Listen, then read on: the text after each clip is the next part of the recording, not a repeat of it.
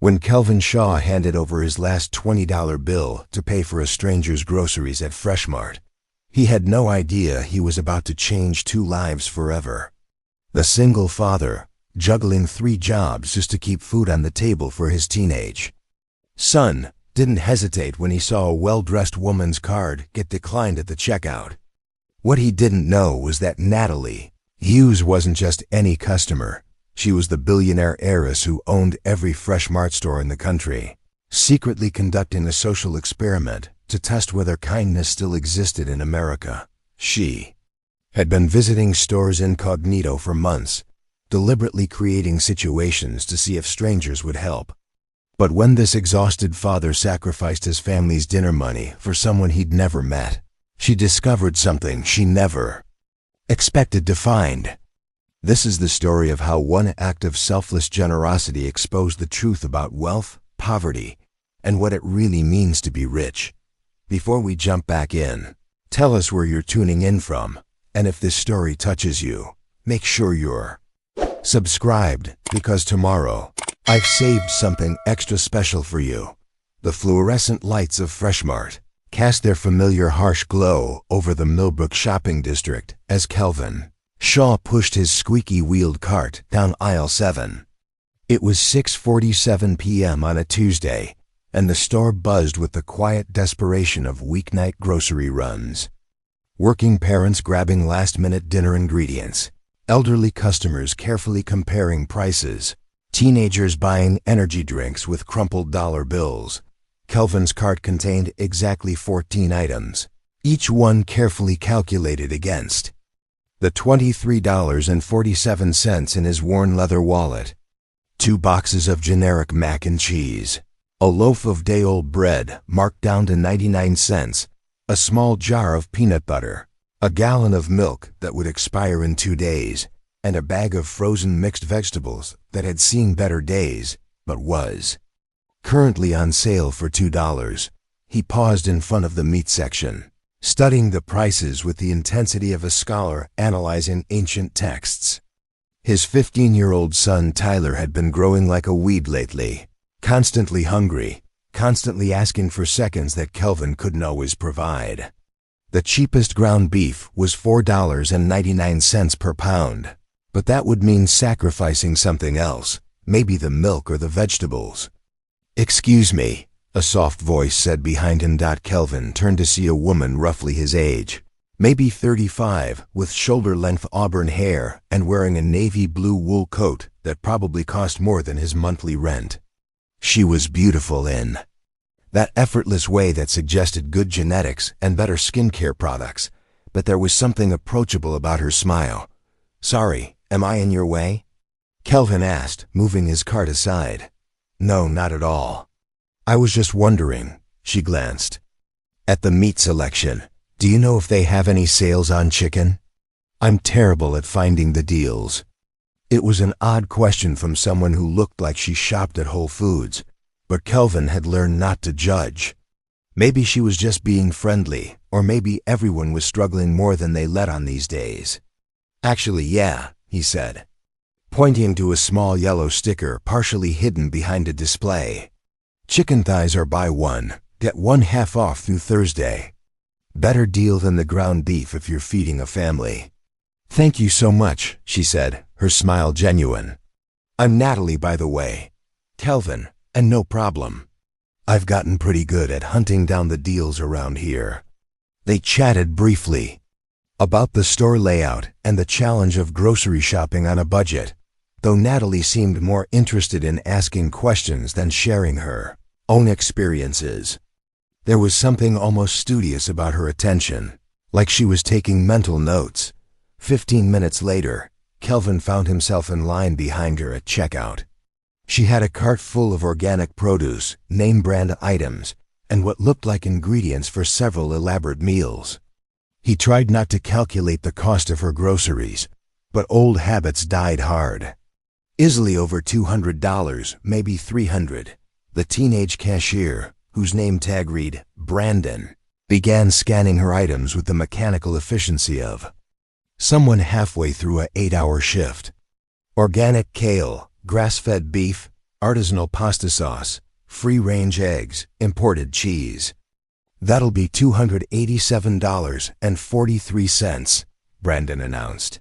Barely looking up, Natalie reached into her designer handbag and pulled out what appeared to be a standard credit card. She inserted it into the chip reader and waited. After a few seconds, the machine beeped with an error tone. Try it again, Brandon said with the weary patience of someone who'd dealt with this situation countless times that day. Natalie tried again. Same beep, same error message flashing on the small screen. Card declined. Do you have another card? Brandon asked, already reaching for the phone to call a manager.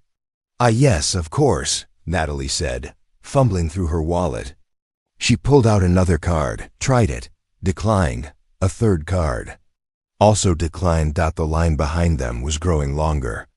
Kelvin could hear the subtle sounds of impatience shifting feet. Quiet sighs, someone checking their phone with slightly too much force. The woman in front of him was clearly embarrassed, her cheeks flushing pink as she searched through her purse with increasing desperation. I'm so sorry, she said to Brandon, then turned to address the line behind her.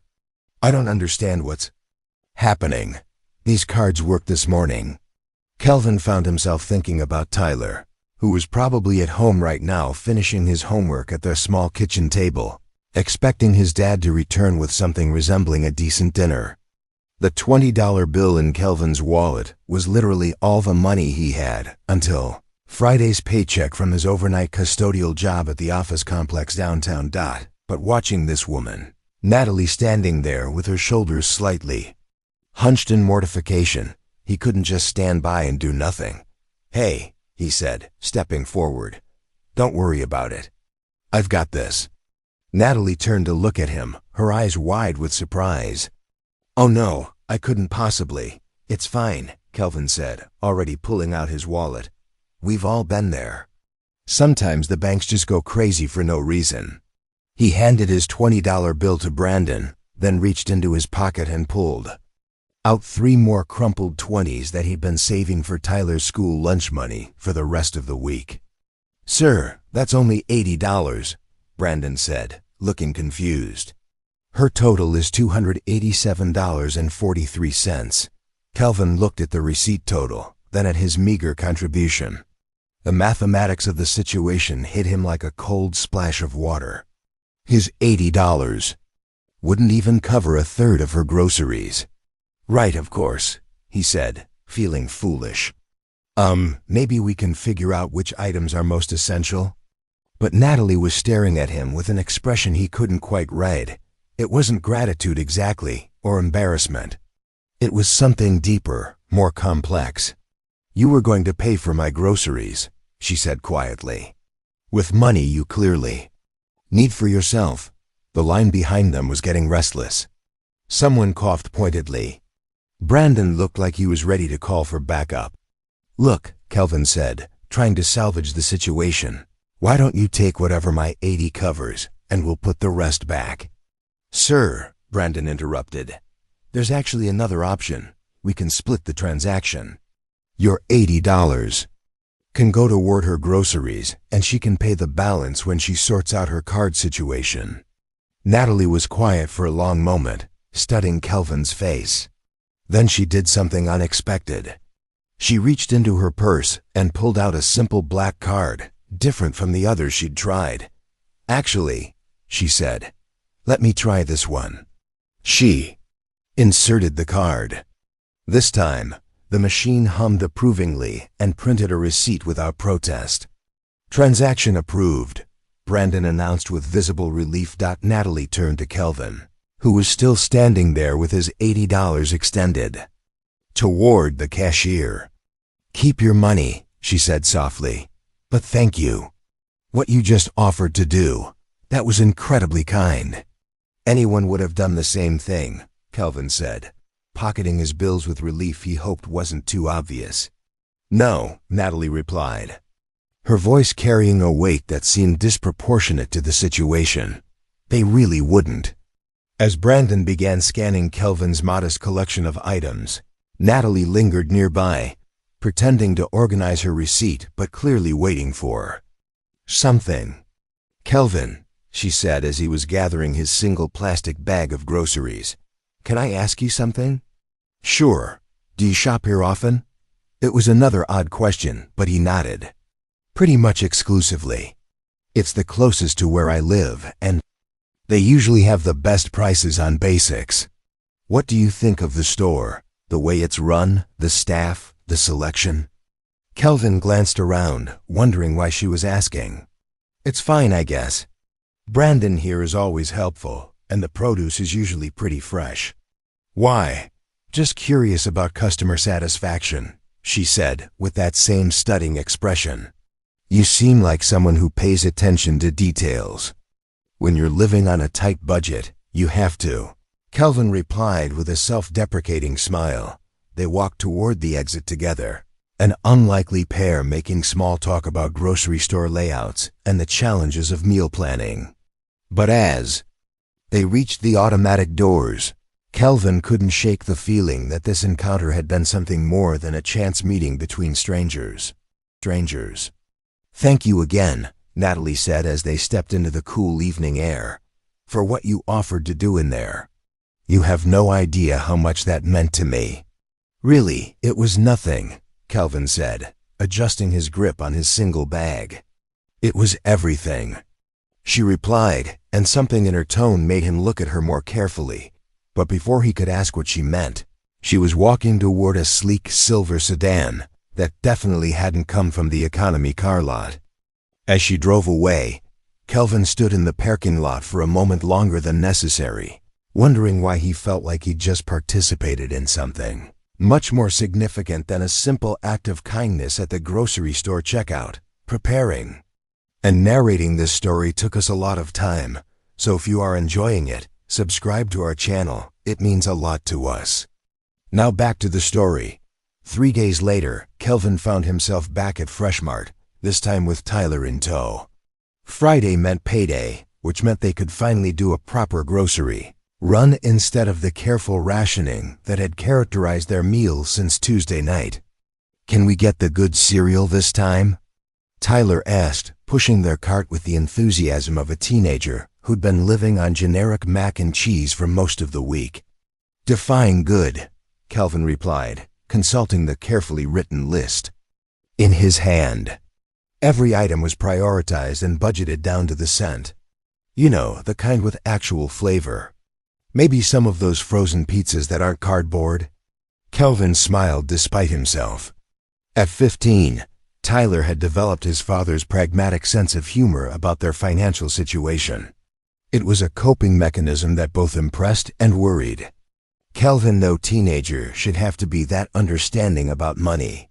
"We'll see what we can do," he said, which Tyler correctly interpreted as, "Probably not, but I appreciate your optimism." They were in the cereal aisle, with Kelvin calculating the per-ounce cost of various options, when he heard a familiar voice. "Excuse me, do you work here?" He turned to see Natalie, the woman from Tuesday night, standing near the end cap display, looking slightly lost. She was dressed more casually today, jeans and a simple sweater, but still carried that indefinable air of someone unaccustomed to uncertainty. "Natalie?" Kelvin said, surprised. "No, I don't work here. Just shopping, again." "Oh." She seemed genuinely startled to see him. "Kelvin, right? What a coincidence." Tyler looked between them with the sharp curiosity of a teenager sensing adult drama. "Tyler, this is Natalie. We met the other night when she had some trouble with her credit cards."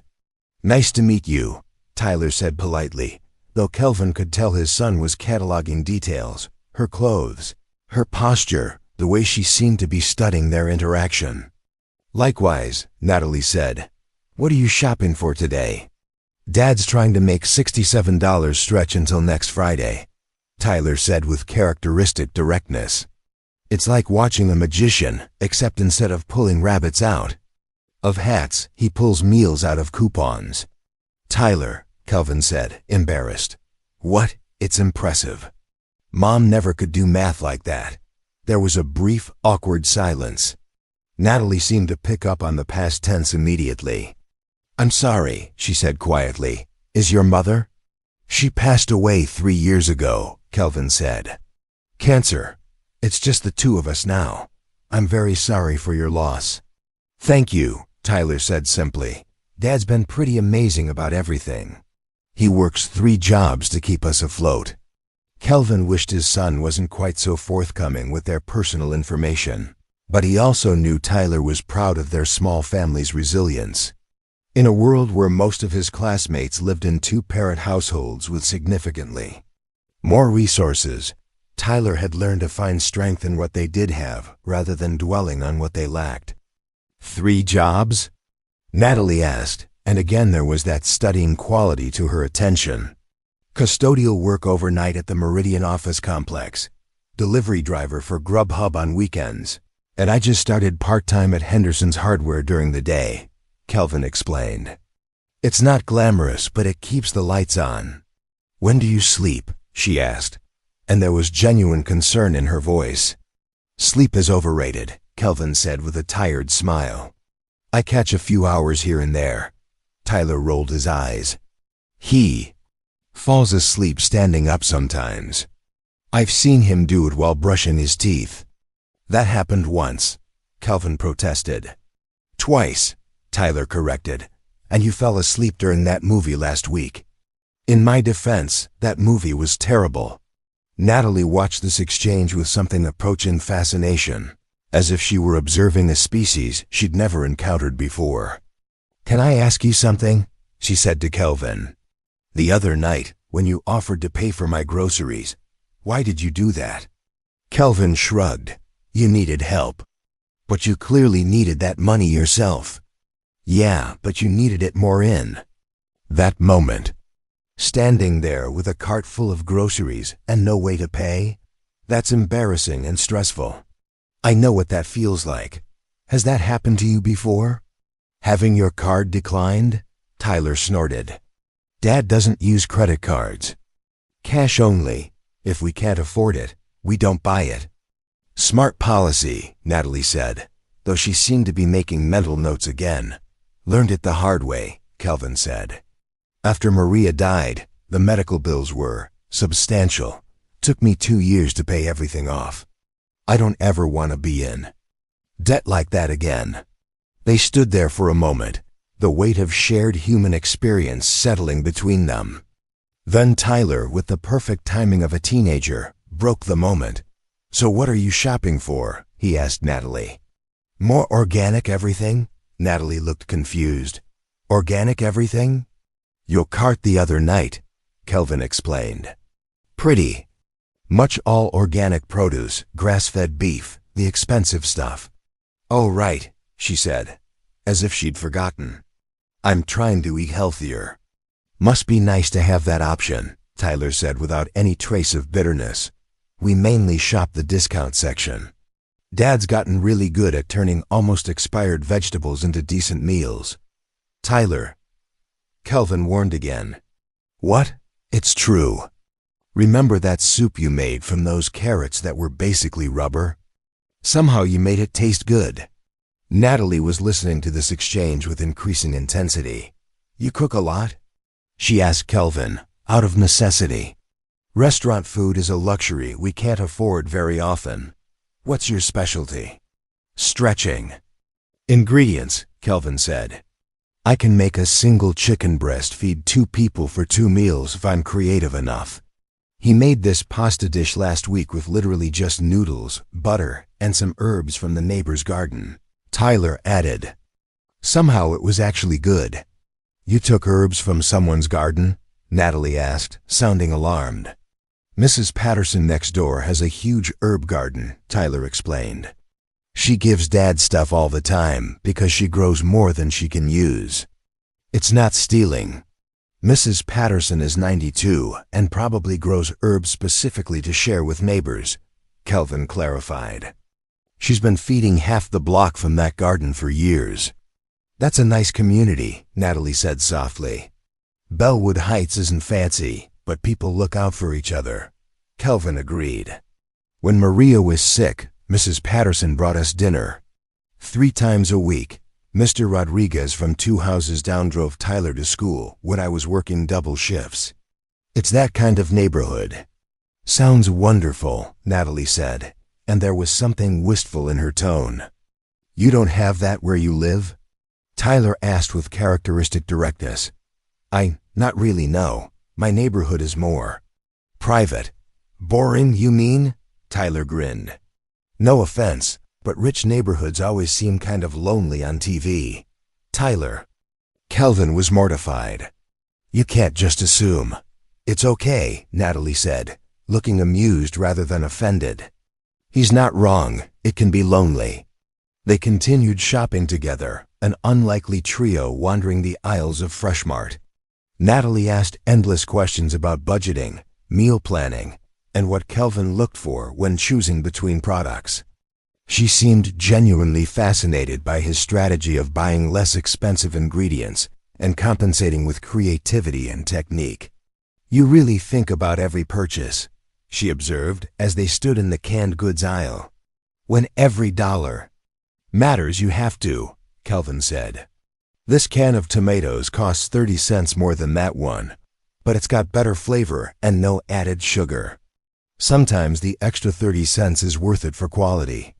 Sometimes it's not, and you stretch the budget with seasoning instead. How do you know so much about cooking? YouTube University, Tyler interjected. Dad watches cooking videos during his lunch breaks. I learned to cook by necessity after Maria died, Kelvin explained. She was the one who handled most of the meal planning. When it was just Tyler and me, I had to figure it out fast. Turns out I actually enjoy it. He's really good at it too, Tyler said proudly. His spaghetti carbonara is better than any restaurant. I doubt that, Kelvin said, but he was clearly pleased by his son's praise. What's carbonara? Natalie asked. Both Kelvin and Tyler stared at her. Seriously? Tyler said.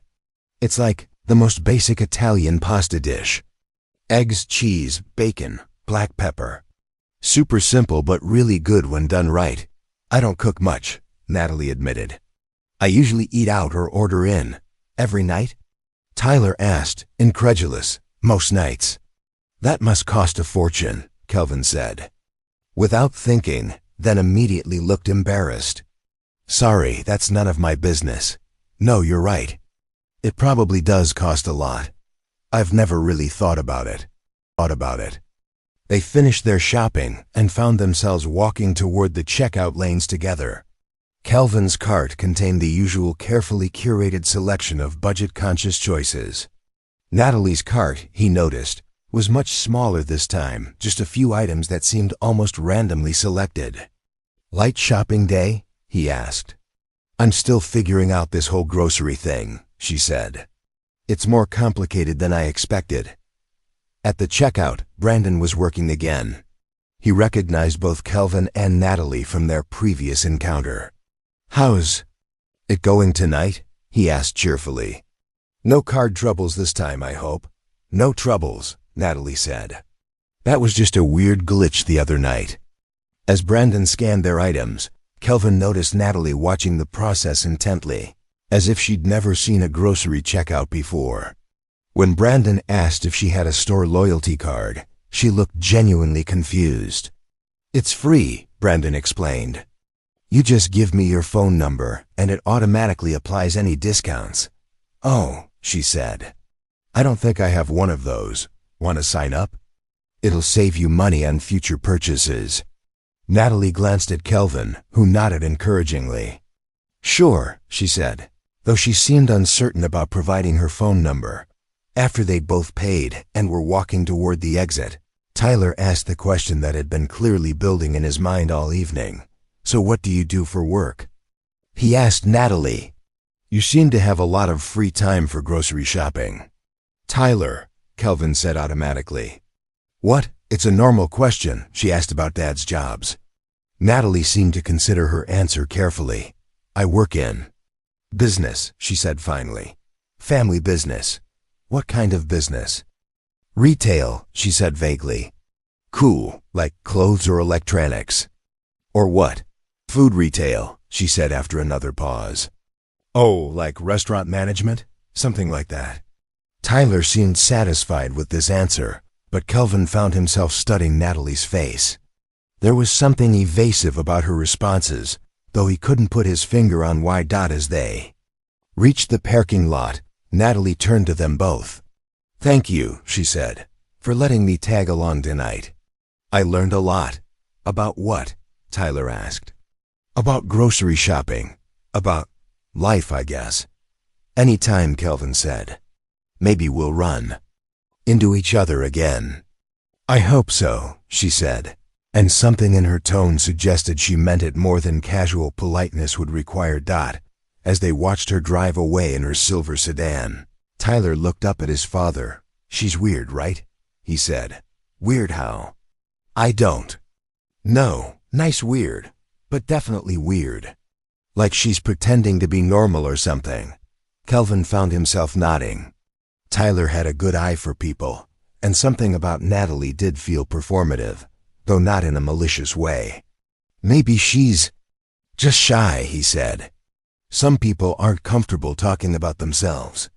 "Maybe," Tyler said, but he didn't sound convinced. As they loaded their groceries into Kelvin's 15-year-old Honda Civic, neither of them could have imagined that their chance encounter with the mysterious woman from the grocery store was about to reshape both of their lives in ways they never could have anticipated. 5 years ago, Kelvin Shaw's life looked completely different. He lived in a 2-story colonial house in the suburb of Oakwood Estates with his wife, Maria, and their 10-year-old son, Tyler. Kelvin worked as a project manager for a mid-sized construction company, pulling in a solid middle-class salary that afforded them a comfortable life, family vacations to the beach, Tyler's soccer league fees, date nights at decent restaurants, and the luxury of not checking bank balances before making routine purchases. Maria taught 3rd grade at Pinecrest Elementary, and her income, combined with Kelvin's, meant they were building toward goals that seemed achievable, paying off their mortgage early, saving for Tyler's college fund, maybe even buying a small cabin in the mountains for weekend getaways. They weren't wealthy, but they were secure, stable, and genuinely happy. The cancer diagnosis came on a Thursday in March, delivered by Dr. Harrison in the sterile confines of his office at Mercy General Hospital. Stage 3 ovarian cancer, already spread to nearby lymph nodes. Maria had been complaining of abdominal pain for months, but they both attributed it to stress from teaching and the general wear and tear of being a working mother. By the time they sought medical attention, the disease had already established a devastating foothold. "We'll fight this," Maria had said in the car afterward, her hand squeezing Kelvin so tightly her knuckles went white. "Whatever it takes," and they did fight. For 2 years, they threw everything they had at the cancer surgery, chemotherapy, radiation, experimental treatments, holistic therapies, anything that offered even a sliver of hope. Maria endured it all with a grace that humbled everyone around her, continuing to teach whenever her strength allowed, helping Tyler with homework between treatment sessions, insisting on maintaining as much normalcy as possible for their family. But fighting cancer, Kelvin learned, was expensive in ways that health insurance didn't fully cover. There were co-pays and deductibles, experimental treatments that weren't covered at all, travel costs for specialist appointments, and the gradual erosion of income as Maria took more and more sick days. Kelvin began taking on extra projects, working evenings and weekends to compensate for their mounting medical expenses. The house in Oakwood Estates went first.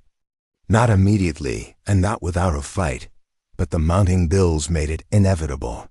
They sold and moved to a smaller rental in Bellwood Heights, a perfectly decent neighborhood, but a definite step down from their suburban dream home. Maria cried the day they handed over the keys, not from vanity, but from the knowledge of what the move represented.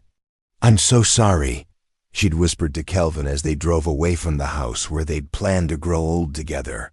"For what?" he'd asked, genuinely confused. "For costing us our life." "You are our life," he'd replied, and meant every word. Tyler remarkably adapted to each change with resilience that broke Kelvin's heart.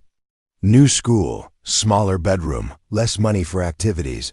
Tyler absorbed each adjustment without complaint, as if he understood instinctively that his parents were doing their best under impossible circumstances.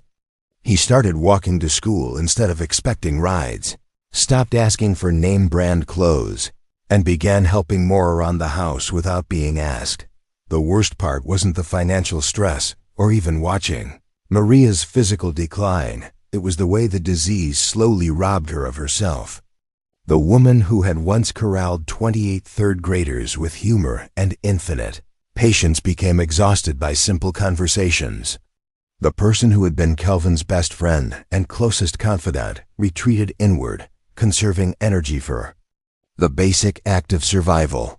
During her final months, as it became clear that the treatments weren't working, Maria made Kelvin promise her 3 things: that he would take care of Tyler, that he would find ways to be happy again, and that he wouldn't let medical debt destroy their son's future. Tyler needs college money more than the hospital needs. Another payment, she said during one of their last coherent conversations. Promise me you'll be smart about this. I promise, he'd said, though at the time he had no idea what being smart about it would actually entail. Maria died on a Sunday morning in October, peacefully in their bedroom with Kelvin holding her hand and Tyler curled up beside her. Her last words were, "Take care of each other," and then she was gone, leaving behind a 13-year-old boy and a man who suddenly had no idea how to navigate the world alone. The medical bills continued arriving for months after the funeral. Kelvin would sit at their small kitchen table after Tyler went to bed, surrounded by invoices and statements and payment plans, trying to make sense of numbers that seemed to grow larger every week. The final tally was devastating: $347,000 in medical debt, even after insurance. Kelvin's grief counselor, a kind woman named Dr. Patricia Reeves, had warned him about making major financial decisions during early grief, but the bills wouldn't wait for his emotional recovery.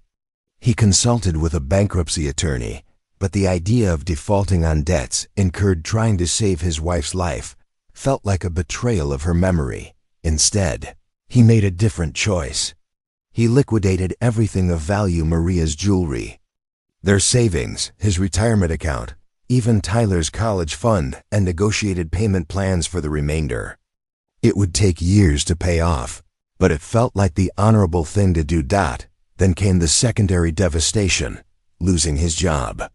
The construction company downsized 6 months after Maria's death, and project managers were expensive overhead that could be eliminated. Kelvin's severance package lasted exactly 2 months, and then the real struggle began. The transition from middle-class stability to working-class survival was swift and brutal. Kelvin discovered that his white-collar experience didn't translate easily to immediately available employment.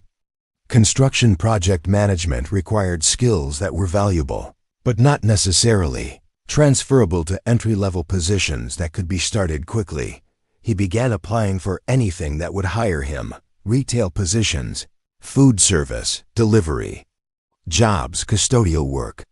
The first few interviews were humbling exercises in explaining why a former project manager was seeking employment: stocking shelves or mopping floors. Some employers were sympathetic. Others were suspicious, wondering what was wrong with him that he couldn't find work in his field.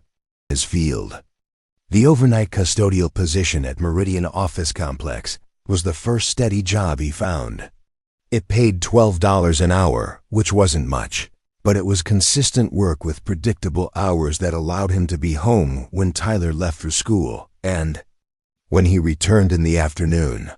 The work itself, vacuuming offices, emptying trash cans, cleaning bathrooms, was honest labor that he approached with the same methodical professionalism he'd once applied to construction timelines. Tyler never complained about their reduced circumstances, but Kelvin noticed the changes. His son stopped mentioning activities that cost money, learned to appreciate generic brands, and became an expert at finding free entertainment. When Tyler's friends talked about family vacations or new video games, he listened politely but didn't reciprocate with his own stories. The delivery job with Grubhub came next, added to weekends when Tyler was occupied with homework or hanging out with friends. Driving around town delivering restaurant meals to people who could afford the convenience fees was sometimes painful, especially when he delivered to neighborhoods like his old one in Oakwood Estates, but it added crucial income to their tight budget. The part-time position at Henderson's Hardware was the most recent addition. Squeezed into late mornings and early afternoons between his overnight shifts and Tyler's return from school, Mr. Henderson, the 70-something owner, had taken a chance on hiring someone without retail experience because Kelvin's construction background made him genuinely helpful to customers with home improvement questions. "You know what you're talking about," Mr. Henderson had said during the interview. "That's rarer than you'd think in this business." Working 3 jobs meant Kelvin was constantly exhausted, surviving on 4 or 5 hours of sleep and copious amounts of gas station coffee. But it also meant they were staying afloat financially without incurring new debt. Tyler had clothes, food, and school supplies. They lived in a safe neighborhood where people looked out for each other. It wasn't the life they'd planned, but it was a life they could sustain. The most difficult moments came late at night, after Tyler was asleep, when Kelvin sat in their small living room and allowed himself to remember what they'd lost. Not just Maria, though her absence was a constant ache, but the future they'd been building together. The college savings account, the dream of owning their home, the financial security that would have allowed Tyler opportunities that now seemed impossibly distant. But there were also moments of unexpected grace. Mrs. Patterson next door, who treated Tyler like the grandson she'd never had. Mr. Rodriguez, who always had an extra ticket to baseball games and invariably invited Tyler along. The way Tyler had learned to cook simple meals so dinner would be ready when Kelvin came home from his morning shift at the hardware store. "We're doing okay," Tyler would say sometimes, as if reassuring his father. Mom would be proud of how we're handling this, and maybe that was true. Maria had valued resilience and kindness above material success. She would have been proud of Tyler's maturity and academic achievement despite their circumstances. She would have been proud of Kelvin's refusal to declare bankruptcy, his commitment to honest work, his determination to provide stability for their son. Most of all, she would have been proud of the way they took care of each other, just as she'd asked. The encounter with Natalie at Freshmart was unusual not because Kelvin wasn't accustomed to helping people. He'd been raised to offer assistance when he could, but because it represented a luxury he rarely allowed himself. Spending money on someone else's groceries, even money he couldn't really afford to lose, felt like a throwback to the person he'd been before medical bills and job loss had taught him to calculate every financial decision. But in that moment, seeing a stranger in distress, Kelvin had acted on instinct rather than arithmetic. It felt good to be generous again, even briefly, even when he couldn't afford it. It reminded him that despite everything they'd lost, he was still the person Maria had married, someone who believed in helping others when they needed it most. That night, after Tyler had gone to bed, Kelvin sat in their small living room and thought about the woman from the grocery store.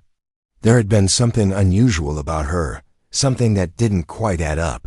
But whatever her story was, he was glad he'd offered to help. Some things were more important than money, and kindness was one of them. Natalie Hughes had never set foot in a grocery store until she was 32 years old.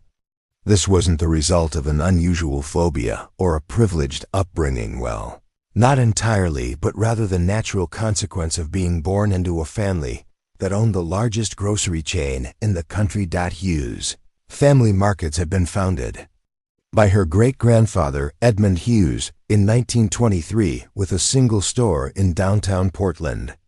By the time Natalie was born, The family business had grown into an empire of over 2,400 stores across 43 states, including the Fresh Mart chain they'd acquired in the early 2000s. The Hughes family wasn't just wealthy.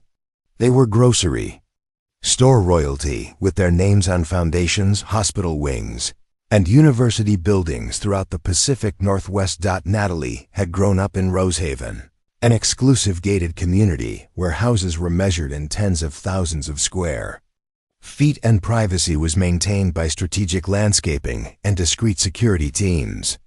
Her childhood memories included formal dinners with senators and business leaders, charity galas where million-dollar donations were announced like auction bids, and summers spent at the family compound in Martha's Vineyard.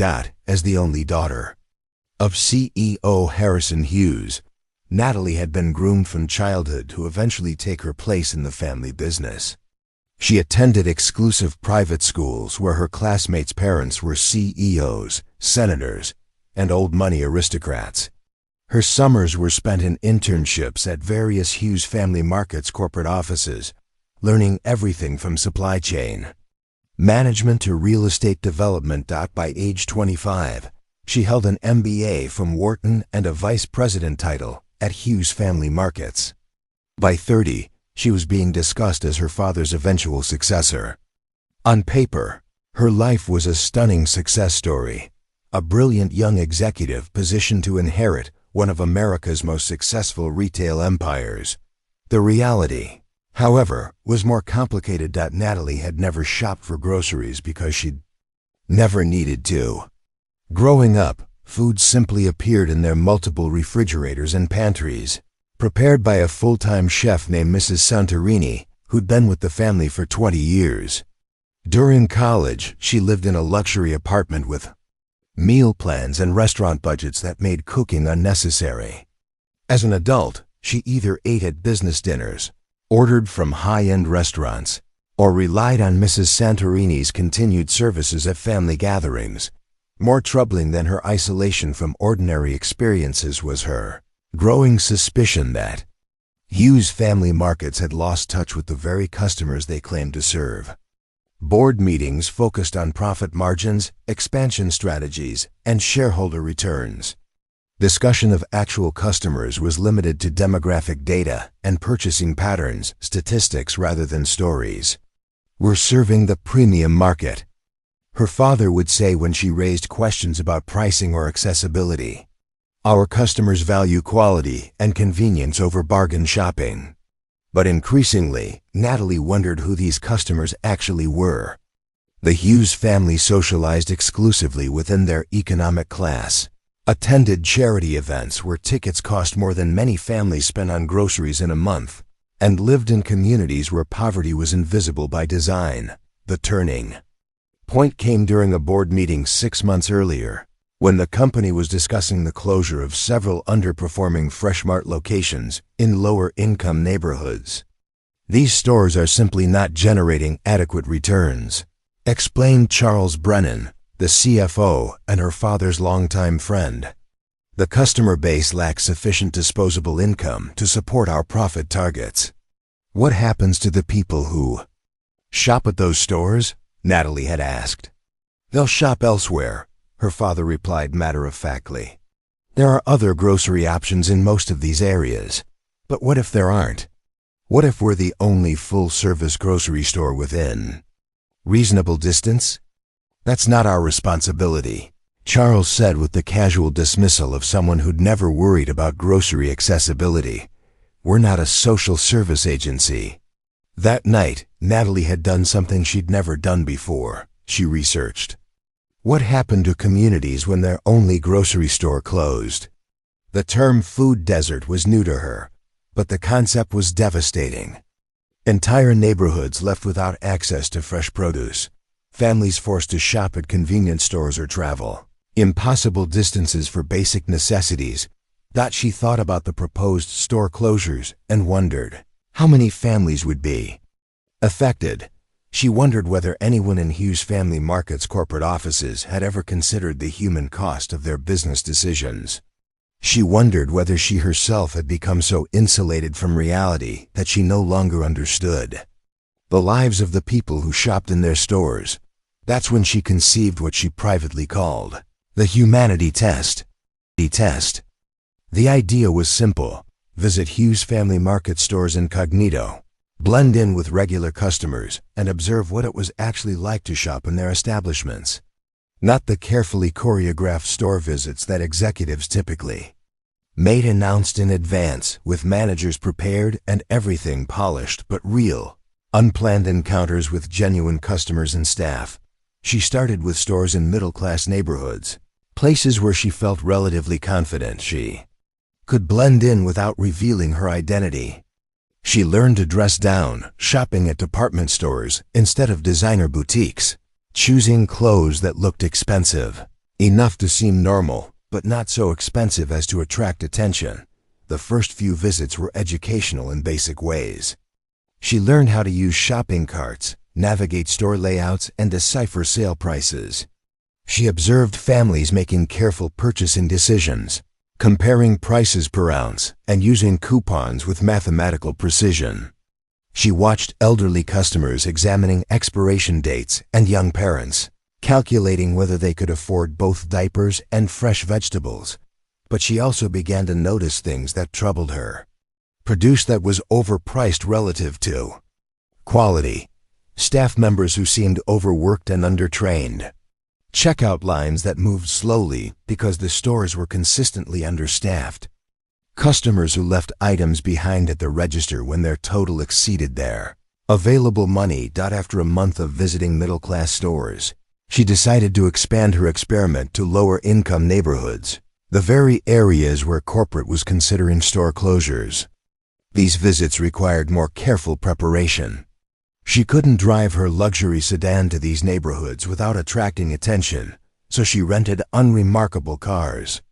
She studied local dress codes and shopping patterns, learning to match the economic presentation of the customers around her. What she discovered in these stores shook her understanding of the family business. Customers who walked through every aisle checking prices before making any purchases. Parents explaining to disappointed kids why they couldn't afford certain items. Elderly people using calculators to ensure they didn't exceed their budgets. Workers holding second jobs shopping for groceries at 11 p.m. because those were the only hours they had available. She saw customers return items they'd already selected when their totals exceeded their expectations. She watched families debate whether to buy fresh vegetables or shelf-stable alternatives based purely on cost considerations. She observed the complex mathematics of poverty decisions she'd never had to make and never realized other people faced every day. Most disturbing was the realization that Hughes Family Markets was often the expensive option in these neighborhoods.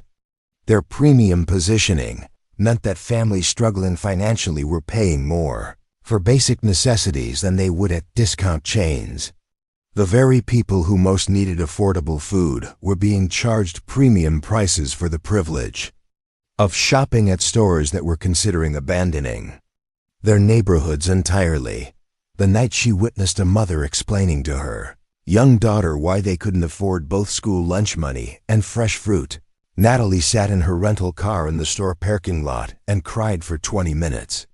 Not from pity, but from shame. Her family's wealth had been built, in part, on the money this mother couldn't afford to spend. She began carrying cash to these stores, hoping to find opportunities to help without revealing her identity. She paid for groceries for elderly customers whose cards were declined. She covered the difference when families came up short at checkout. She left generous tips for baggers and helped customers carry groceries to their cars. But these small gestures of assistance felt inadequate against the larger realization that her family's business model might be fundamentally problematic.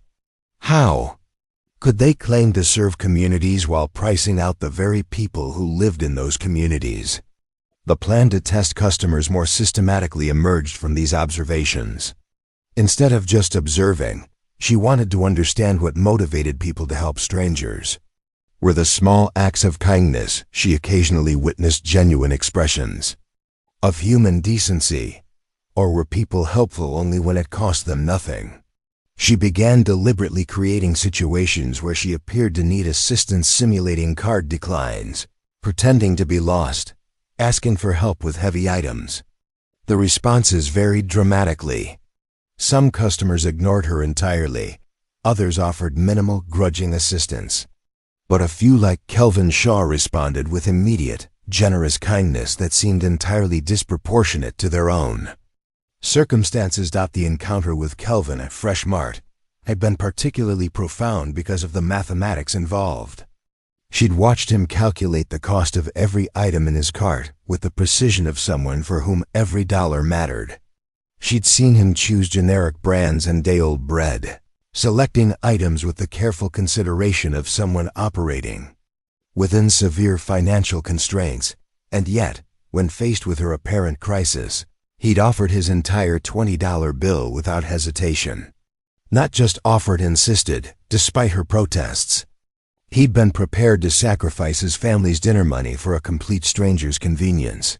That night, after her encounter with Kelvin and Tyler, Natalie had returned to her penthouse apartment in the Meridian Towers and sat in her designer kitchen, surrounded by appliances she'd never used and cabinets stocked with expensive foods she barely touched. The contrast was stark and uncomfortable.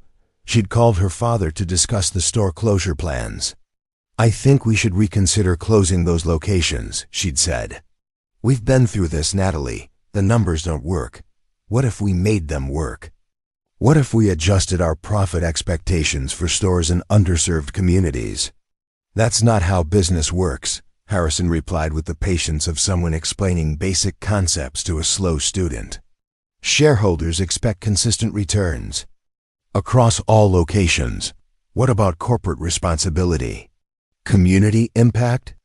Our responsibility is to our shareholders and our employees. We can't save every neighborhood grocery store in America."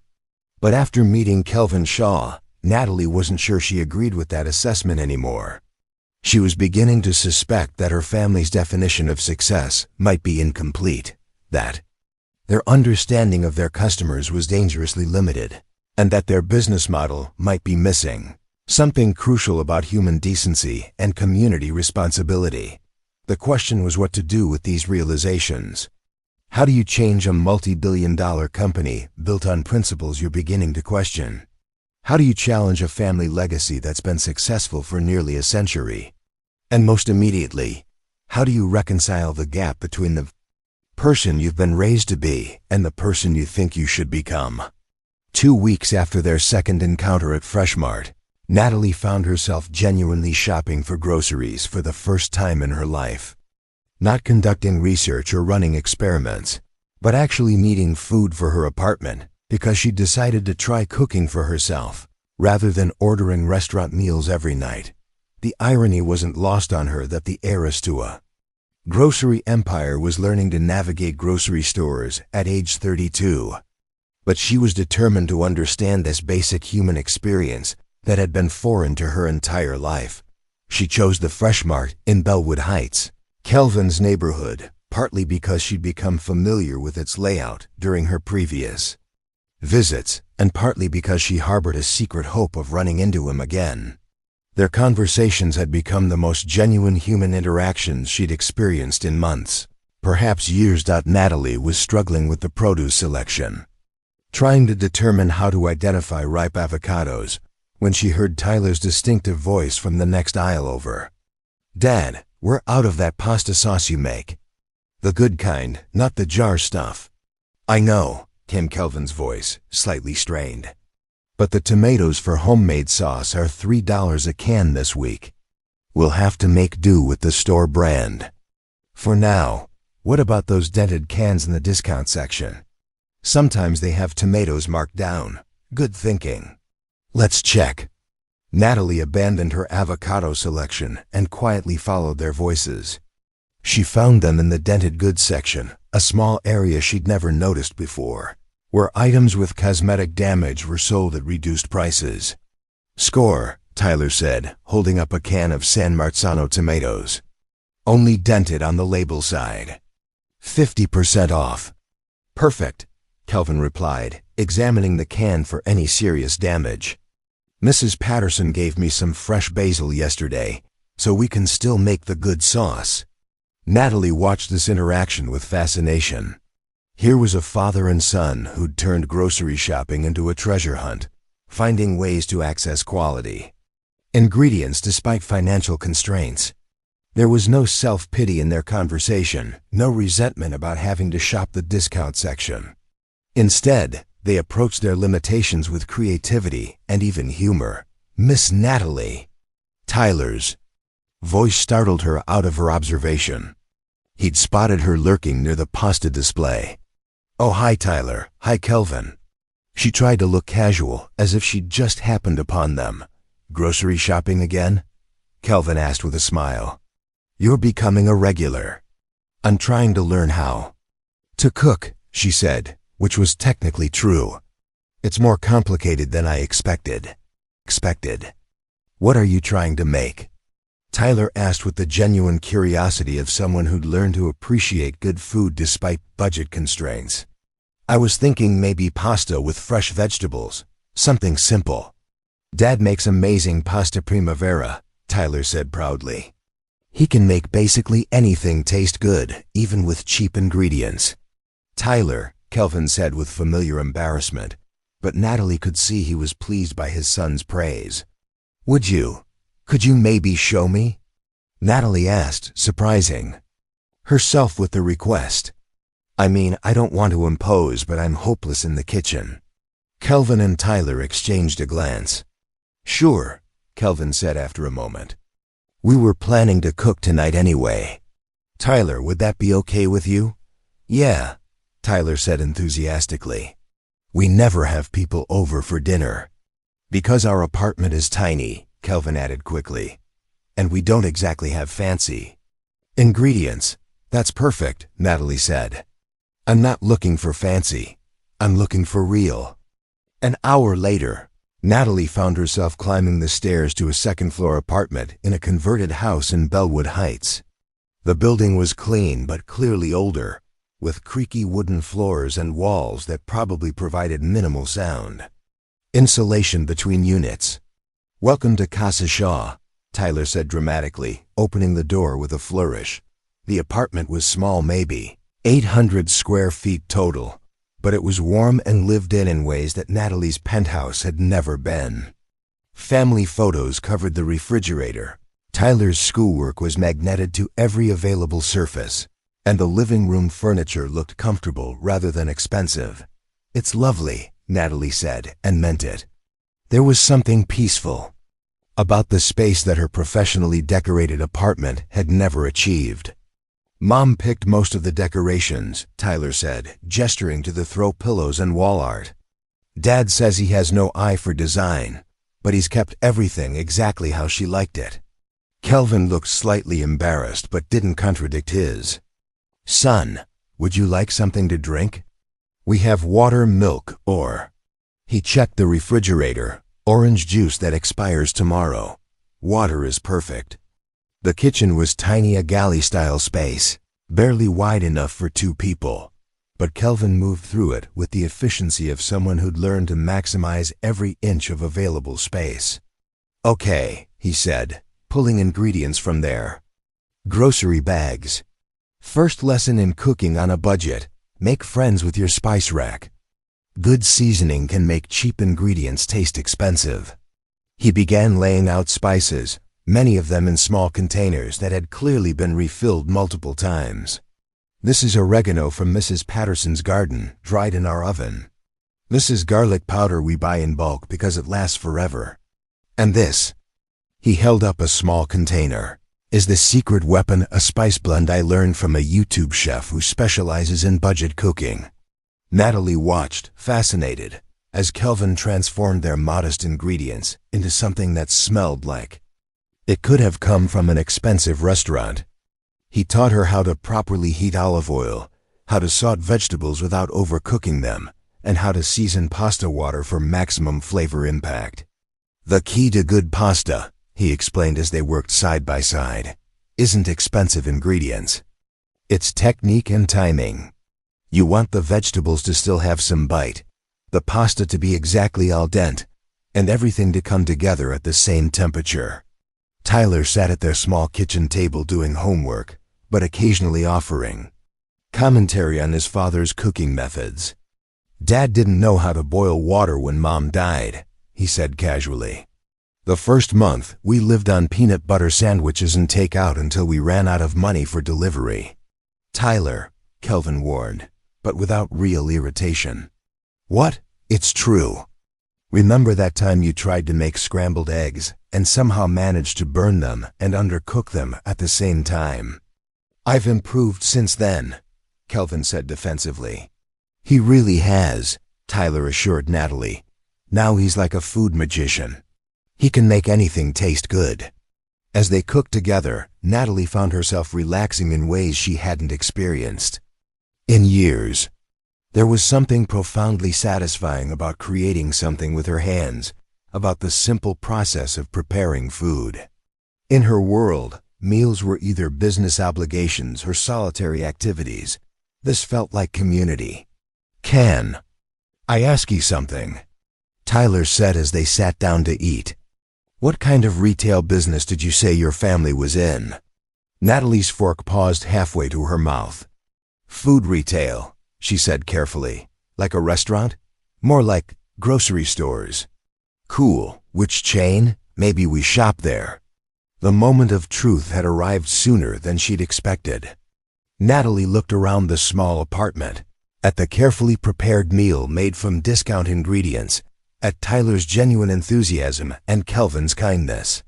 "Actually," she said slowly, "you do shop there. Freshmart. My family owns Freshmart." The fave silence that followed was profound. Tyler's fork clattered against his plate. Kelvin went very still. "Owns it how?" Kelvin asked quietly. "All of it. The whole chain. Freshmart, Hughes Family Markets, about 12 other regional chains. My great-grandfather started the company 90 years ago." Tyler was staring at her with the intensity of someone trying to solve a complex equation. "So you're like, rich? Really rich?" "Yes." "How rich?" Tyler asked with the directness that only teenagers could manage. "Tyler," Kelvin said automatically, but his voice sounded strange. "It's okay," Natalie said. "Really rich, billionaire rich." The silence stretched again. Kelvin was looking at her with an expression she couldn't read, not anger exactly, but something close to it. "Why?" he asked finally. "Why what? Why are you here? Why the act? The pretending you didn't know how to shop for groceries, the card being declined, all of it?" Natalie took a deep breath. "Because I wanted to understand what it was actually like. Shopping in our stores, I mean. Making decisions about food-based. On price, living on a budget." "You wanted to understand poverty," Tyler said, and there was an edge to his voice that hadn't been there before. "I wanted to understand our customers. Real customers, not the statistics and demographics we talk about in board meetings. So we were like, an experiment?" Tyler's voice had gone quiet. "No," Natalie said quickly. "It started that way, but it's not that anymore. Meeting you, talking with you both, seeing how you live, how you take care of each other, it's changed everything for me." Kelvin stood up abruptly and walked to the kitchen window, staring out at the street below. "The card being declined," he said without turning around. "That was fake, yes. And I offered to pay for your groceries with money I couldn't afford to lose because I felt sorry for you. Yes. Well, you're worth more money than I'll see in 10 lifetimes. Yes." Tyler was looking back and forth between them, processing the implications. "So when Dad gave you our grocery money, you knew we needed it more than you did." "I didn't know how much you needed it then," Natalie said. "But yes, I knew I didn't need it at all." Kelvin turned around, and his face was calm in a way that was somehow more frightening than anger would have been. "I think you should leave," he said quietly. "Kelvin, please let me explain. You've explained enough." His voice was steady but final. "You came here to study us like lab rats. You got what you wanted. Now please leave." Natalie stood up, tears beginning to form in her eyes. I know how this looks, but it's not what you think. Yes, it started as research, but meeting you both has been the most real experience I've had in years. You've changed how I see everything. Great, Tyler said, his voice bitter. We helped a billionaire have feelings. What do we win? Tyler, no. It's fine, Tyler continued, standing up as well. It's actually kind of funny, right? Dad felt bad for you because your card got declined, so he gave you his last $20. And you let him. You stood there and let a single father who works 3 jobs give you his family's food money because you wanted to see what poor people were like. Each word hit Natalie like a physical blow. I never meant. You never meant what? Kelvin asked. To hurt us? To lie to us? To make us feel stupid for being kind to someone who was pretending to need help. I'm not pretending anymore, Natalie said desperately. I do need help.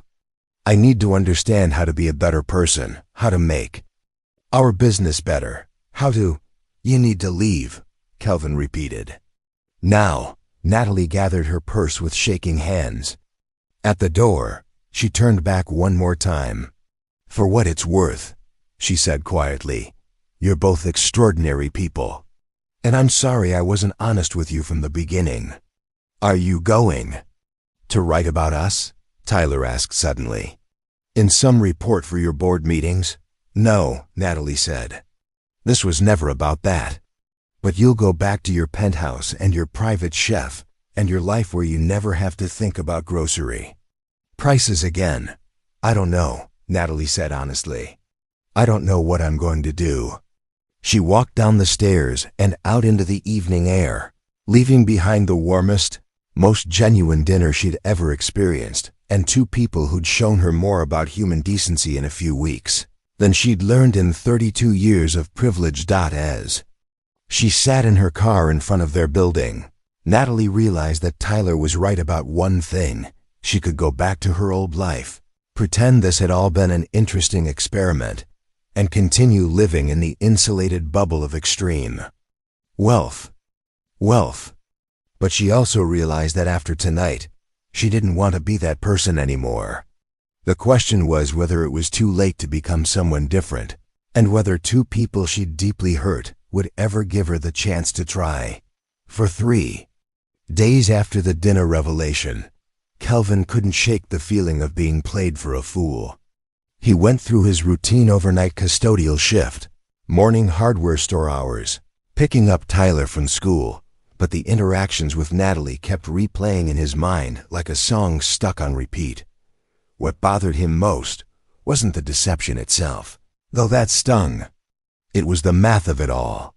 While he'd been calculating whether he could afford an extra can of tomatoes, she'd been conducting what amounted to a social science experiment using real people's lives as her laboratory. You're thinking about her again, Tyler observed on Thursday evening as they sat in their living room. Kelvin was staring at a textbook for his GED classes, another goal he was working toward between jobs, but hadn't turned a page in 20 minutes. I'm studying, Kelvin replied automatically. Dad, you've been on the same page about logarithms for half an hour, and I can see your jaw doing that clenching thing it does when you're mad. Kelvin sighed and closed the book. At 15, Tyler had developed an uncomfortable ability to read his father's moods. I keep thinking about what she said, Kelvin admitted, about wanting to understand what it's like to live on a budget. Like we're some kind of fascinating case study. Maybe. That's not what she meant, Tyler said, though his voice carried its own uncertainty. Then what did she mean? Tyler was quiet for a moment, picking at a loose thread on their second-hand couch. I don't know, but she seemed really upset when we asked her to leave. Like genuinely upset, not just embarrassed about getting caught. Of course she was upset. Her experiment got exposed. Or maybe she actually cares about us. Kelvin looked at his son sharply. Tyler, she lied to us for weeks. She watched me offer her money we couldn't afford to lose and said nothing. Yeah. That was messed up, Tyler agreed. But remember what she said about wanting to understand how to be a better person. What if she meant that? What if she didn't? They sat in silence for a while, both lost in their own thoughts. Finally, Tyler spoke again. Can I tell you something without you getting mad? I'm not promising anything, but go ahead. When she was here cooking with us, she seemed, I don't know, happy? Like, actually happy in a way that didn't seem fake. And when we were at the store together, she asked really good questions about budgeting and stuff. Not like someone making fun of us, but like someone who actually wanted to learn. Kelvin considered this. Tyler was typically a good judge of character, a skill he developed early out of necessity, when it was just the two of them navigating the world. You think I'm being too hard on her, Kelvin said. I think maybe she's more confused than mean. Like, imagine if you grew up never having to think about money, never understanding what it was like for other people. Then suddenly you realize that your family's business affects people like us, and you don't know how to fix it. Since when did you become so wise about human nature? Tyler grinned. I learned from the best. You're always telling me that people deserve second chances if they're genuinely trying to do better. Friday afternoon brought an unexpected visitor. Kelvin was arriving home from his hardware store shift when he found Natalie sitting on the front steps of their building. She looked different, less polished, wearing jeans and a simple sweater, her hair pulled back in a casual ponytail. What are you doing here? He asked, though not unkindly. Waiting for you, she said, standing up. I know you asked me to leave, and I respect that. But I need to say something, and then I'll go if you want me to. Kelvin glanced up at their apartment window, where he could see Tyler watching from behind the curtains. 5 minutes, he said. Thank you. Natalie took a deep breath. I've been thinking about what Tyler said the other night. About how I'll go back to my penthouse and never think about grocery prices again. And he was right, I could do that. But I don't want to. What do you want?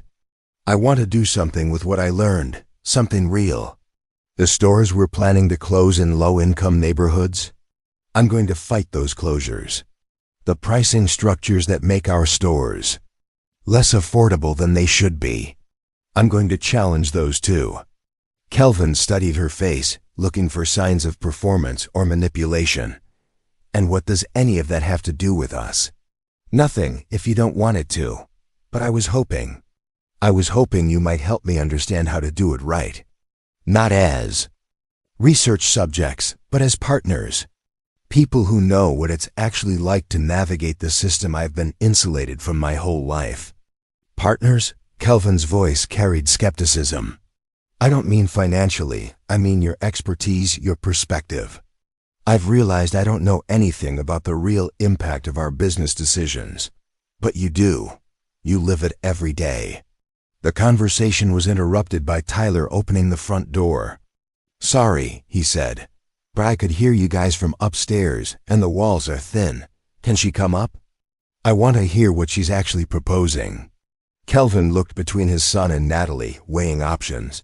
Finally, he nodded toward the stairs. 5 more minutes, he said. But this time, I want complete honesty. No more experiments, no more games. If you're serious about change, prove it. Back in their small living room, Natalie sat on the edge of the couch while Kelvin and Tyler took the chairs across from her. The dynamic felt different this time, less social, more like a negotiation. Okay, Kelvin said. You said you want to fight store closures and pricing problems. How? I don't know yet, Natalie admitted. That's the problem. I've spent my whole life in boardrooms talking about profit margins and market positioning, but I've never understood the human cost of those decisions. So you want us to teach? You, Tyler said. I want to learn, yes.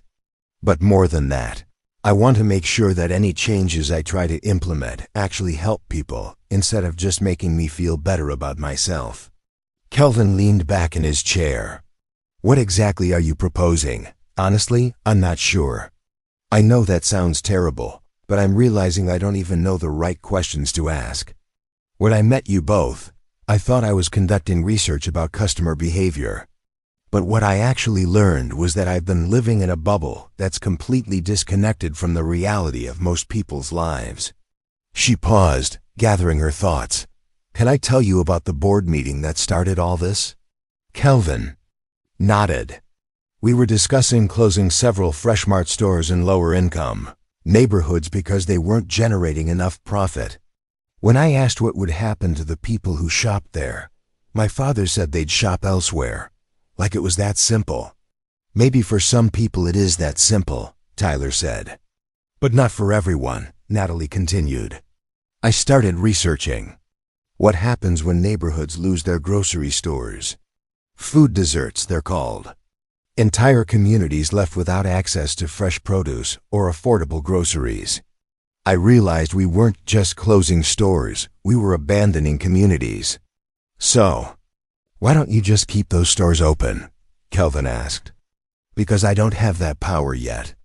My father is still CEO, and the board makes decisions based on profit projections, not community impact. If I want to change how the company operates, I need to prove that there's a business case for doing things differently. And you think we can help you figure that out? I think you understand things I've never had to consider. Like how families actually make grocery decisions. What factors matter most when you're shopping on a tight budget? Which store policies help customers, and which ones create barriers? Tyler was quiet for a moment, then asked, "What's in it for us?" The directness of the question seemed to surprise Natalie. What do you mean? I mean, why should we help you? You already have everything you could possibly want. We're the ones struggling to afford groceries. If you really want to help people like us, why not just use your money to do it directly? Kelvin felt a surge of pride at his son's mature questioning. That's a fair question, Natalie said. And honestly, I could write checks to individual families or donate to food banks. But that wouldn't change the underlying system that creates food insecurity in the first place. If I want to make lasting change, I need to understand how to run a grocery business that actually serves communities instead of extracting profit from them. You're talking about changing $1 billion company, Kelvin said. That seems impossible. Maybe it is. But maybe it's not. The thing is, I'll never know unless I try. And I can't try intelligently without understanding what success would actually look like for the people our stores are supposed to serve. Tyler looked at his father. What do you think, Dad? Kelvin was quiet for a long time, considering. Finally, he spoke. I think, he said slowly, that if you're serious about this, you need to understand that it's not just about lowering prices or keeping stores open. It's about dignity. The way customers are treated, the way employees are treated, the way businesses interact with their communities. Can you give me an example? The dented goods section where Tyler found those tomatoes, Kelvin said. That's not just about discounted prices. It's about recognizing that some customers need those savings and making them available without making people feel ashamed for using them. Natalie was listening intently, clearly taking mental notes. Or the way cashiers handle situations when customers can't afford their full order, Tyler added. Some stores make it humiliating. Others find ways to help people maintain their dignity while working within their budget. I never thought about that, Natalie said quietly. Because you've never had to, Kelvin replied. But if you're serious about change, that's exactly the kind of thing you need to understand. Natalie looked between them. So you'll help me learn? Kelvin exchanged another glance with Tyler, then made a decision that surprised himself. We'll try, he said, but with conditions. What kind of conditions? Natalie asked, leaning forward. Kelvin had been thinking about this during their conversation, weighing Tyler's intuition about Natalie's sincerity against his own protective instincts. First, he said, complete transparency. No more pretending. No more social experiments. If we're going to help you understand the customer experience, it has to be genuine partnership, not research. Agreed. Second, Tyler and I keep our anonymity. We're not interested in being poster children for whatever changes you implement. Our names, our story, our situation, that stays private unless we specifically agree otherwise. Of course. Third, Tyler jumped in. You have to really listen. Not just to us, but to other customers, other families, other employees. This can't be about you learning just enough to feel good about yourself. Natalie smiled slightly. You're quite the negotiator. I learned from watching Dad deal with bill collectors, Tyler said matter-of-factly. What would this partnership actually look like? Kelvin asked. I'm not entirely sure, Natalie admitted. I was thinking maybe you could help me understand the shopping experience from a customer's perspective. Visit stores with me, help me see what I've been missing. Maybe talk to other families about their experiences. Like focus groups? More informal than that. Real conversations with real people about real challenges. Kelvin considered this. What about your family? Your father and the board? Are they going to support changes that might reduce profits? That's complicated, Natalie said. My father has been grooming me to eventually take over the company, but he's not exactly progressive in his thinking. I'll need to build a business case that proves community-focused policies can be profitable too. And if they can't be? Tyler asked. If helping people costs money that shareholders don't want to spend, then I'll have to decide what kind of person I want to be, Natalie said quietly. And what kind of legacy I want our family business to have. The weight of that statement settled over the room. Kelvin found himself studying Natalie's face again, looking for signs of performance or calculation. What he saw instead was uncertainty and determination in equal measure. Okay, he said finally, let's try this. But we start small, and we see how it goes. What did you have in mind? Tomorrow is Saturday. Tyler and I usually do our weekly grocery shopping in the morning. You come with us not as an observer, but as someone learning to shop on a real budget. We'll give you $40. And see what you can accomplish, Tyler grinned. That's our actual grocery budget for the week? $40 for 3 people's groceries? Natalie looked genuinely shocked. Welcome to the real world, Tyler said cheerfully. Think you can handle it? Yes, I want to try.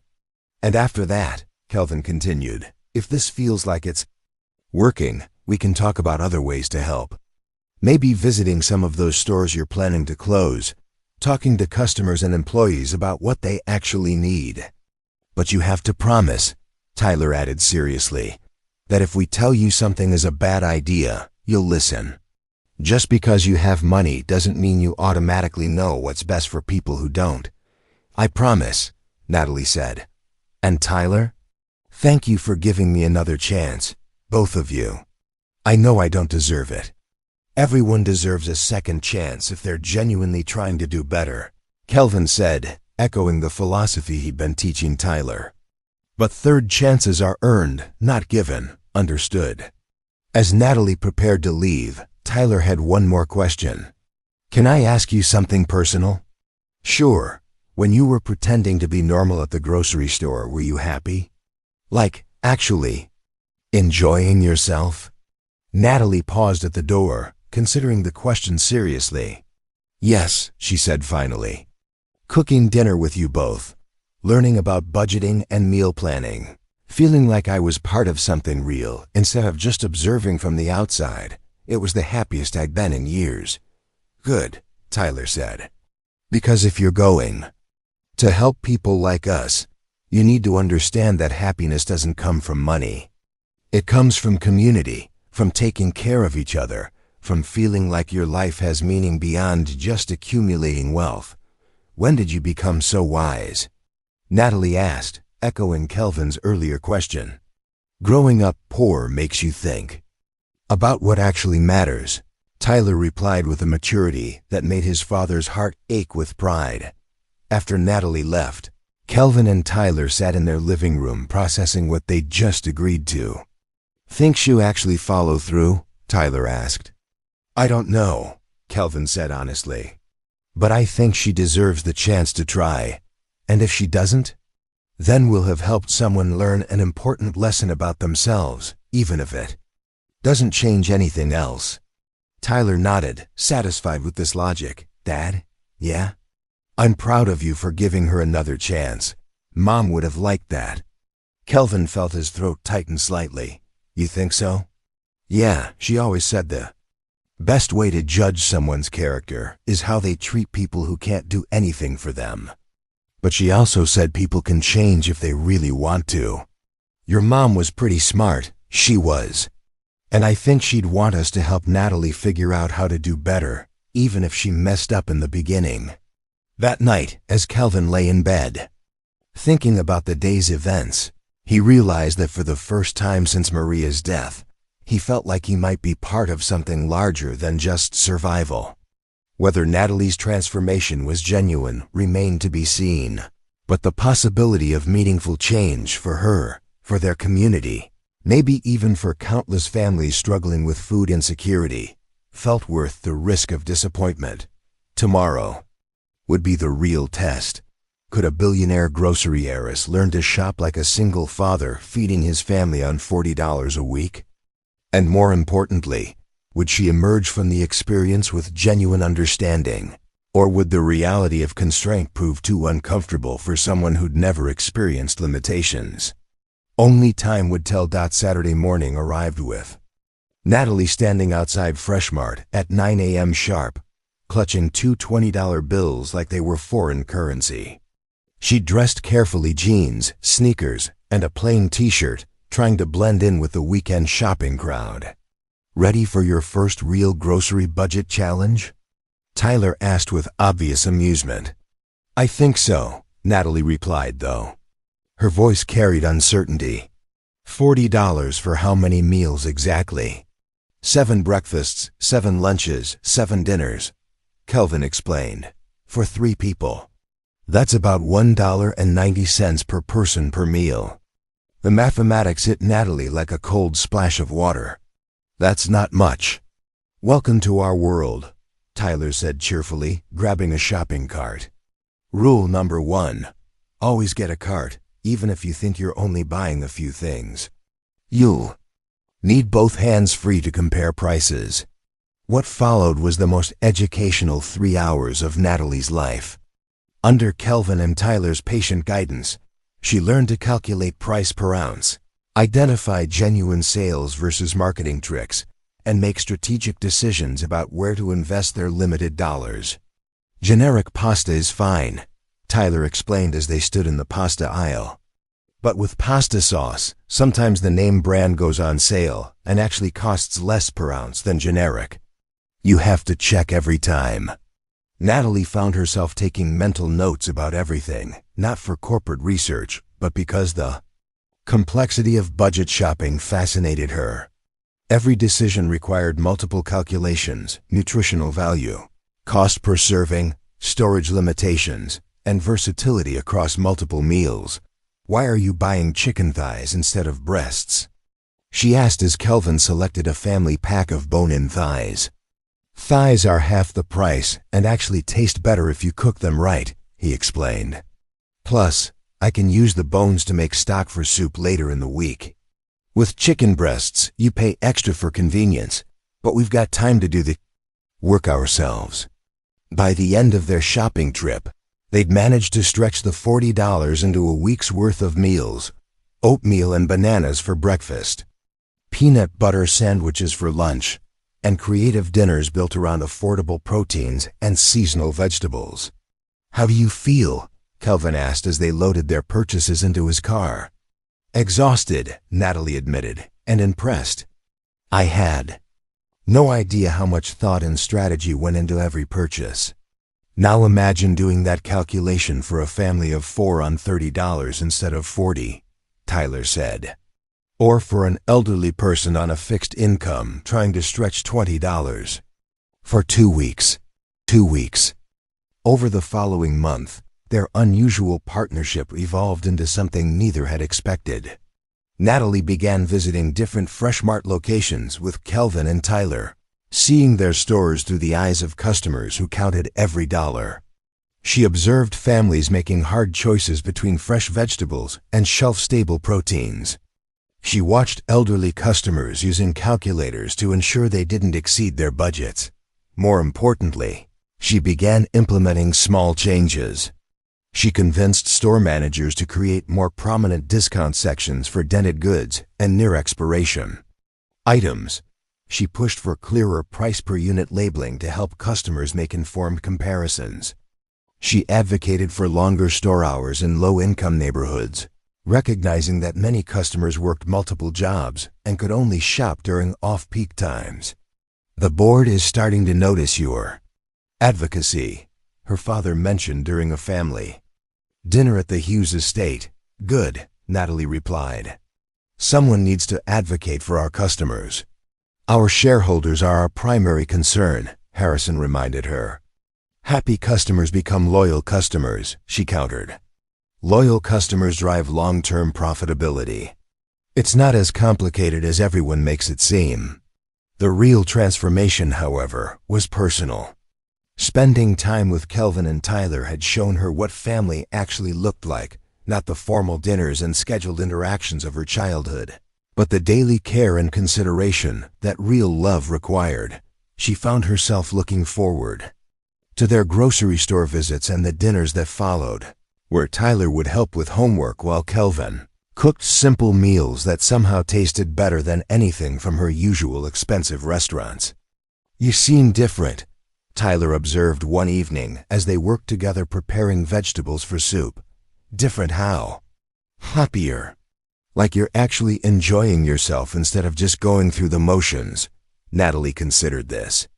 "I think I'm finally understanding what I've been missing, which is community, purpose, the feeling that what I do actually matters to real people." 3 months into their partnership, Natalie received an opportunity that would test everything she'd learned. The board was reconsidering the store closures in low-income neighborhoods, and she'd been asked to present alternative strategies. "This is it," she told Kelvin and Tyler over dinner in their small apartment. "The chance to actually implement changes instead of just talking about them." "Are you ready?" Kelvin asked. "I think so, but I'm going to need your help with the presentation. Real stories, real numbers, real impact." "You've got it," Tyler said without hesitation. "But remember, if they don't listen, if they choose profits over people, that tells you everything you need to know about what kind of company you're really working for, and what kind of person you want to be." Kelvin added quietly as she drove home that night to her penthouse apartment. Natalie realized that somewhere along the way, the small apartment in Bellwood Heights had started feeling more like home than the luxury she'd known her entire life. The question now was whether she could bring that sense of authentic connection and purpose into the corporate boardroom, or whether the two worlds were simply incompatible. 6 months later, Natalie stood in the same Fresh Mart where she'd first met Kelvin, but everything had changed. The board presentation had been successful, not immediately, but eventually. After heated discussions and careful financial projections, Hughes Family Markets had implemented her Community Partnership Initiative. The stores slated for closure remained open with adjusted profit expectations. Pricing structures had been revised to be more accessible. Employee training now included sensitivity about customers facing financial constraints. "Miss Hughes," Brandon, the cashier, called out as she entered the store. "Tyler's dad is in aisle 7 if you're looking for them." She found Kelvin and Tyler in the produce section, but this time their shopping looked different. Their cart contained fresh vegetables, quality proteins, and brand name items mixed with their usual strategic selections. "How did the promotion celebration dinner go?" she asked, referencing Kelvin's recent advancement to day shift supervisor at the hardware store, a position that came with better pay and benefits. "Amazing," Tyler said, grinning. "Dad actually bought the good ice cream without checking the price first." "It was a moment of weakness," Kelvin said. But he was smiling too. As they shopped together, Natalie reflected on how their weekly grocery trips had evolved from desperate budget challenges to collaborative planning sessions. She'd moved out of her penthouse 6 months ago, choosing a modest apartment just 2 blocks from theirs. The proximity wasn't coincidental. "Your father called again," she mentioned to Kelvin as they headed to checkout. "About the consulting contract." Harrison Hughes had initially resisted his daughter's relationship with a customer, but Kelvin's insights into community needs had proven so valuable that the company now paid him as an official community liaison consultant. "Still thinking about it," Kelvin replied. "It would mean better financial stability for Tyler's college fund." At the checkout, Natalie handed her card to Brandon, the same card that had been declined 8 months earlier. But this time, when the machine beeped with an error, it was a genuine malfunction. "Let me," Kelvin said, pulling out his wallet, with the easy confidence of someone no longer counting every dollar. "I've got it," Tyler said, producing his own debit card from his first part-time job. All 3 of them laughed at the absurdity, each trying to pay for groceries that any of them could now afford. "Some things never change," Natalie said as they walked to the parking lot together. "The important things do," Kelvin replied, taking her hand. "We just learned which ones actually matter." That evening, as they prepared dinner in Kelvin's kitchen, now equipped with better cookware, thanks to his improved circumstances, Tyler made an observation that captured everything. "You know what's funny?" he said, stirring pasta sauce. "We're probably the only family in America where the mom got richer and the dad got a better job. And somehow we all ended up happier just because we learned how to grocery shop together." "I'm not your mom," Natalie said automatically, though her cheeks flushed. "Yet," Tyler replied with characteristic directness, making both adults laugh. Later, as they sat around their small table sharing a meal that represented so much more than food, Natalie understood what Tyler meant. She'd spent 32 years accumulating wealth and status, but she'd never felt as rich as she did in this moment, surrounded by people who'd chosen to love her not because of what she could give them, but because of who she'd learned to become. Grocery store heiress who'd once tested humanity's kindness had discovered something better than experimental data. She'd found her own humanity, reflected in the generosity of a single father who'd been willing to share his last $20 with a stranger. And in learning to deserve that kindness, she'd finally learned what it meant to be truly wealthy. Up next, you've got 2 more standout stories right on your screen. If this one hit the mark, you won't want to pass these up. Just click and check them out. And don't forget to subscribe and turn on the notification bell so you don't miss any upload from us.